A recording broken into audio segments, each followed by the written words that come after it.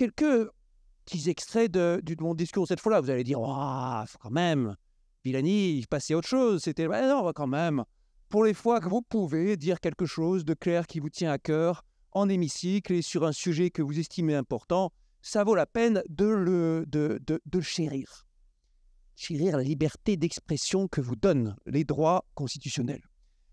Quelques extraits. Donc, avez-vous quelque chose à dire? C'était la question que l'on pouvait lire le 1er mai 2015 sur un écriteau placé à côté de 3 statues grandeur nature de Julian Assange, Bradley Chelsea Manning et Edward Snowden sur l'Alexanderplatz à Berlin. 3 personnes qui ont révolutionné le journalisme. Les révélations divulguées par Manning et publiées par Wikileaks concernaient des crimes de guerre en Afghanistan et en Irak. Celle de Snowden qui a bénéficié du soutien actif de Julian Assange et Wikileaks portait sur des opérations d'espionnage numérique d'une ampleur sans précédent dans l'histoire de l'humanité. Elles ont fait voler en éclats la statue des États-Unis protecteurs des libertés individuelles. Elles ont fait entrer le journalisme et le monde dans une nouvelle ère. Sans elles, nous n'aurions toujours pas de règlement général de protection des données en Europe. Fameux RGPD. On peut critiquer, on peut dire ce qu'on veut sur le RGPD. Il était nécessaire, il apporte des protections de base. Il sert de référence au monde. Nous ne l'aurions pas eu sans les affaires Manning, Snowden, Assange. Ces 3 personnes, comme tant d'autres impliquées dans des révélations aux États-Unis, ont payé un lourd tribut. Plus lourd encore que leurs homologues et infiniment plus lourd que les criminels de guerre qu'ils ont dénoncés. Manning, après 9 mois de cachot, condamné à 35 ans de prison, puis gracié in extremis par le président Obama. Snowden, exilé à vie. Assange, déjà 10 ans de réclusion, je l'ai écrit en 2022, maintenant ajouté 1 an au compteur, ça fait 11 ans. D'abord au sein de l'ambassade d'Équateur à Londres, puis dans une prison haute sécurité de la même ville. Quel maigre chef d'accusation officiel! Avoir brisé sa période de liberté sous caution dans le cadre d'une pseudo-enquête sur une accusation de mœurs qui était de toute façon abandonnée depuis longtemps. Personne n'est dupe. Le seul crime entre guillemets d'Assange est d'avoir été trop bon éditeur, d'avoir si bien fait son travail que le Time Magazine lui a décerné le titre de personnalité de l'année 2010.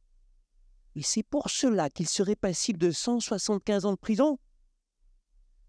Qu'il s'agisse de Manning, de Snowden ou d'Assange, ils savaient tous, quand ils se sont décidés à passer à l'acte, qu'ils pouvaient recevoir une balle perdue.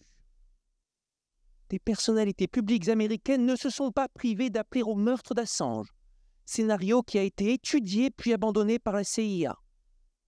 S'ils n'avaient pas eu autant de force de caractère, ils auraient pu aussi finir comme Aaron Swartz, activiste de la liberté d'Internet, persécuté jusqu'au suicide avant ses 27 ans. Assange, Manning, sous la menace, emprisonnés, isolés, ils sont restés solidaires envers et contre tout. Épisode héroïque dans un feuilleton dramatique d'une immense confusion, parsemé de mensonges d'État, de dénigrements, d'attaques insidieuses et d'une procédure judiciaire d'une complexité vertigineuse. Mais ce serait un piège pour nous, citoyens ou politiques, d'explorer l'aspect technique du dossier. Des experts indépendants sur la détention arbitraire l'ont déjà fait aux Nations Unies. Après un travail rigoureux, dans un processus auquel la Suède et la Grande-Bretagne étaient parties prenantes, ils ont rendu leur verdict.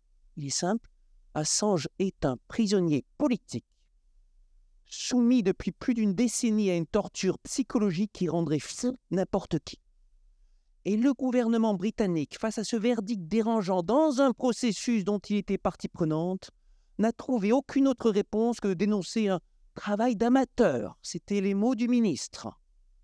C'est pourtant bien un avis étayé, émis après un travail de plusieurs années, fouillé et appuyé sur les droits nationaux et internationaux. Nils Melzer, rapporteur spécial des Nations Unies sur la torture, l'a dit on ne peut plus clairement. M. Assange doit maintenant être immédiatement libéré, réhabilité et indemnisé pour les abus et l'arbitraire auquel il a été exposé. Le droit à parler. Mais rien ne bougera sans le rapport de force politique. Assange est soutenu par les représentants de la presse du monde entier qui lui ont décerné des dizaines de prix pour l'action de Wikileaks, d'Amnesty International à Reporters sans frontières, en passant par la Freedom of the Press Foundation, la Fédération internationale des journalistes, l'Union américaine pour les libertés civiles, le Comité pour la protection des journalistes. Ils ont tous pris parti, ils ne s'y trompent pas. L'attaque contre Assange, commencée par l'administration Obama, renforcée sous Trump, maintenue sur Biden, est une attaque contre tout le journalisme d'investigation internationale. Que dire des méthodes employées par cette administration qui foule aux pieds les libertés individuelles, jusqu'à enregistrer les conversations d'Assange avec ses avocats et récupérer toutes les données Google des membres de Wikileaks. Une administration aussi arrogante qu'elle a la prétention de juger un journaliste australien pour des actions qu'il a effectuées depuis la Suède ou la France. Et ne croyez pas que ce soit un anti-américain qui vous parle. Moi qui ai tant admiré pour en avoir bénéficié les talents d'accueil de la société américaine et dont la carrière scientifique doit tant au campus vibrant et ouvert d'Atlanta, de Berkeley ou de Princeton. Si à certains moments, j'avais pas, sur tel ou tel campus américain, croisé des personnalités inspirantes et bénéficié de ces talents d'accueil, vous n'auriez peut-être jamais entendu parler de moi. Et pourtant, je reste sidéré devant le dévoiement des valeurs américaines qui est à l'œuvre et le cynisme et l'arrogance qui est exécuté aujourd'hui au niveau du gouvernement américain.